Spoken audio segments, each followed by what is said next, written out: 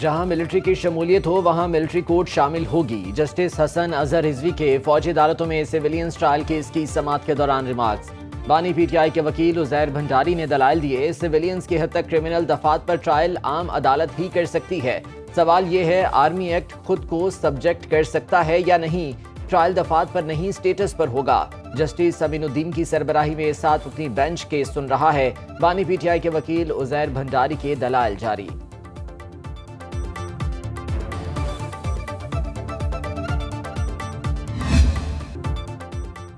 مصطفیٰ قتل کیس کی تفتیش میں نئے انکشافات۔ تفتیشی حکام کے مطابق ملزم ساحر حسن منشیات کی خرید و فروخت اپنے والد کے مینیجر کے اکاؤنٹ سے کرتا رہا۔ ملزم ساحر کے اہل خانہ اور مینیجر کے اکاؤنٹس کی بھی چھان بین کی جائے گی۔ نیٹ ورک میں ملوث نوجوان گھروں سے غائب ہو گئے، زیادہ تر بااثر شخصیات کے بچے ہیں۔ ارمغان کے گھر میں تشدد کا نشانہ بننے والی لڑکی کا پولیس بیان بھی سامنے آ گیا۔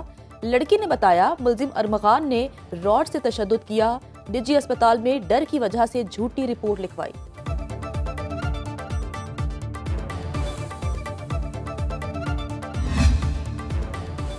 کراچی میں معروف اداکار کے بیٹے ساحر حسن کو جوڈیشل ریمانڈ پر جیل بھجوا دیا گیا۔ پولیس نے جوڈیشل مجسٹریٹ کی عدالت میں پیش کیا۔ ساؤتھ زون پولیس نے سہولت کاری کرنے والے پولیس اہلکار کو بھی حراست میں لے لیا۔ نیٹ ورک میں شامل دیگر نوجوانوں کی گرفتاری کے لیے چھاپے۔ پولیس کا بیرون ملک سے آنے والی منشیات کے لیے سہولت کاری کرنے والے کسٹمز اہلکاروں سے بھی تحقیقات کا فیصلہ۔ تعلیمی اداروں میں بھی نشہ آور اشیاء کی فروخت پر کریک ڈاؤن ہوگا۔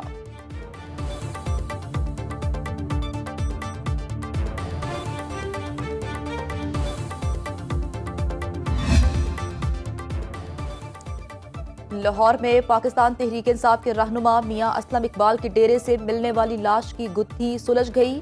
پولیس نے ملزم کو میاں والی سے گرفتار کر لیا۔ D I G operations Faisal Kamran کے مطابق کانسٹیبل ارشد نے میاں اسلم اقبال کے ڈیرے پر کوارٹر کرائے پر لے رکھا تھا۔ ملزم نے دوران تفتیش جرم کا اعتراف کر لیا۔ واردات کے بعد آلہ قتل نہر میں پھینک دیا۔ مزید تفتیش جاری۔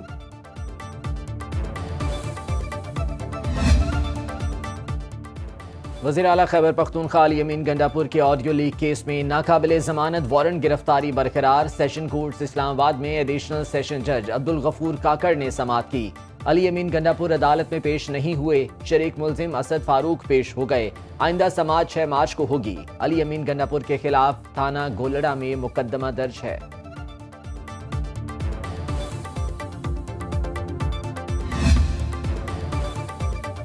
پنجاب میں قدیم فوجداری قوانین تبدیل کرنے کا فیصلہ۔ محکمہ داخلہ نے قانونی اصلاحات کمیٹی تشکیل دے دی۔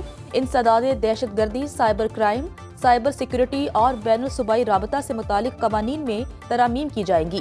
کمیٹی ضابطۂ فوجداری 1998، تعزیرات پاکستان 1860 اور قانون شہادت 1984 میں ترامیم تجویز کرے گی۔ قومی سلامتی کے قانون کا مسودہ بھی تیار کیا جائے گا۔ قانونی اصلاحات کمیٹی 3 ماہ میں محکمہ داخلہ کو رپورٹ پیش کرے گی۔ وزیر اعظم شہباز شریف آج آذربائیجان سے ازبکستان جائیں گے۔ ترجمان دفتر خارجہ کے مطابق وزیر اعظم کو 2 روزہ سرکاری دورے کی دعوت ازبکستان کے صدر شوکت مرزیوف نے دی ہے۔ شہباز شریف ازبک صدر سے ملاقات کریں گے۔ بزنس فورم سے خطاب بھی شیڈیول۔ 2 طرفہ تعاون کے مختلف معاہدوں پر دستخط بھی کیے جائیں گے۔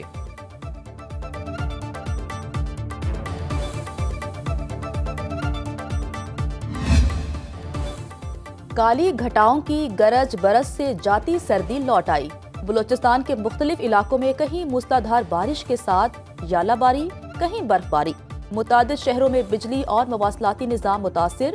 اسلام آباد، لاہور، ملتان، حافظ آباد، لالیاں، جڑامالہ، گوجرا اور دریا خان میں بادل برسے۔ پشاور، ٹانک، کرک، کوہاٹ اور جنوبی وزیرستان میں بھی بارش۔ مظفر آباد میں بھی مطلع ابر آلود۔ کراچی میں بادل چھا گئے۔ محکمہ موسمیات کی بارش کا سلسلہ 2 مارچ تک جاری رہنے کی پیش گوئی۔ کے پی، گلگت بلتستان اور کشمیر میں برف باری کا امکان۔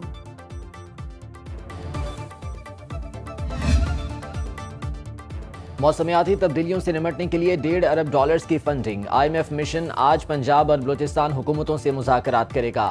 عالمی مالیاتی ادارے کا موسمیاتی تبدیلیوں کے ترقیاتی منصوبوں کی جیو ٹیگنگ کا مطالبہ۔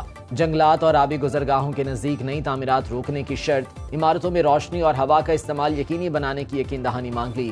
قدرتی آفات سے بروقت نمٹنے کے لیے استعداد کار بہتر بنانے کا مطالبہ۔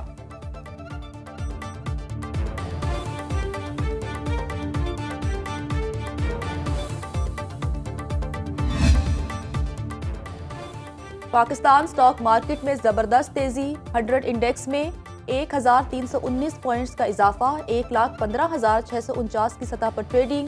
انٹر بینک میں ڈالر 6 پیسے سستا، 279 روپے 60 پیسے میں فروخت۔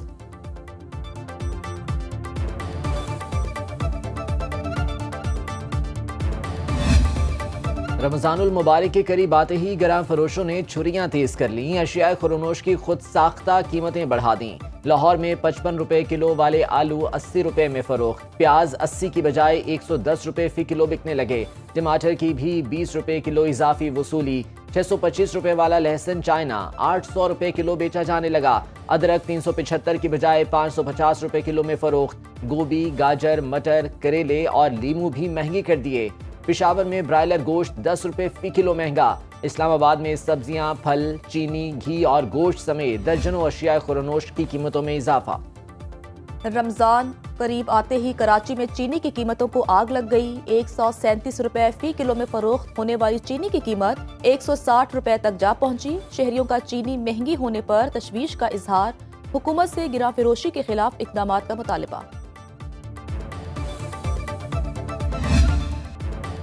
رمضان المبارک کی آمد شہریوں نے تیاریاں شروع کر دیں۔ پشاور میں جائے نماز، تسبیح اور ٹوپی کی مانگ میں اضافہ، شہر کی مختلف مارکیٹوں میں خریداروں کا رش، گھنٹہ گھر کی مارکیٹ میں رونقیں دوبالا، مختلف ڈیزائن کی تسبیح اور جائے نماز کی فروخت میں اضافہ۔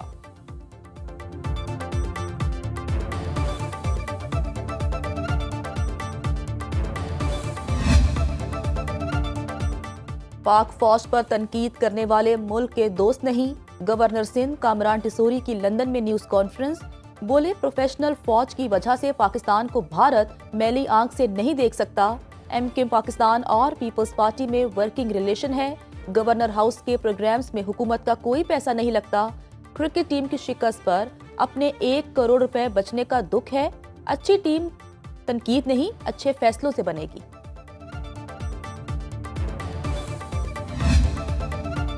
چین اور امریکہ میں ٹیکنالوجی کا تنازعہ شدت اختیار کر گیا، چینی کمپنی نے ایپل اور گوگل کی بالادستی کو چیلنج کر دیا، سمارٹ فونز میں گوگل کی متبادل سروس استعمال کرنا شروع کر دی، ہواوے کمپنی کے سمارٹ فون دنیا بھر میں مقبول ہونے لگے۔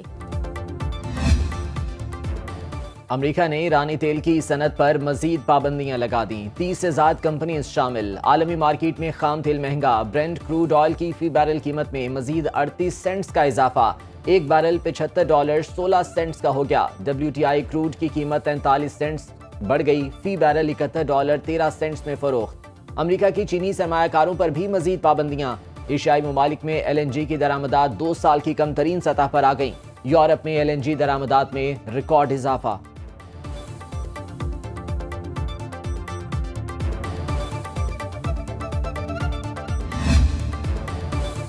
شمالی وزیرستان میں تیل اور گیس کے ذخائر دریافت، اعلامیے کے مطابق ابتدائی طور پر 1 کروڑ 29 لاکھ مکعب فیٹ یومیہ گیس حاصل ہونے کا تخمینہ، یومیہ 20 بیرل خام تیل بھی حاصل ہوگا۔